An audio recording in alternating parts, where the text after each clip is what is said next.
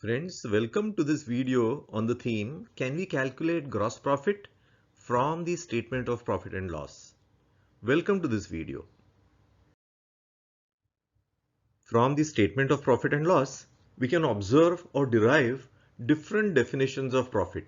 Some of them appear on the face of the statement of profit and loss itself, such as profit before tax, PBT, profit after tax, PAT, EBIT, which is earnings before interest and taxes, earnings before interest, taxes, depreciation and amortization. But there are two definitions of profit which may not be so apparent from the statement of profit and loss. They include gross profit and contribution.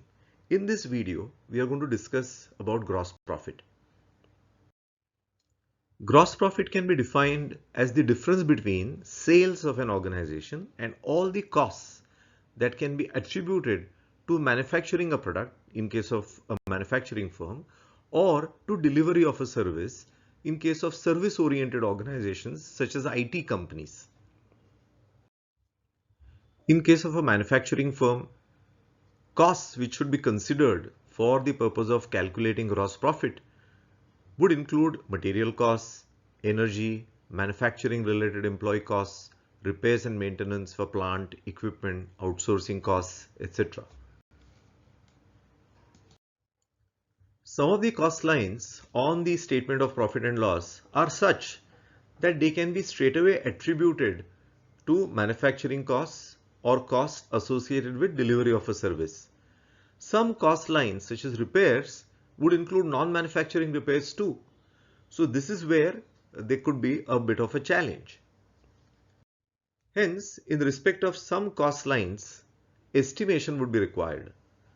There could be other cost lines like travel, which are very important in case of service-oriented companies, some of which can be straightaway attributed to the delivery of the service, but some of the travel may not be associated directly with delivery of the service. Similar thing would happen in respect of employee costs also, because in employee cost line would also include employees who are directly involved in manufacturing or delivery of a service. But there would be employees who are involved in sales, administrative activities, research and development, which have nothing to do with the manufacturing part or to delivery of a service. So in case of service firms, calculation of gross profit would be tougher since employee cost is typically a very large component of their costs.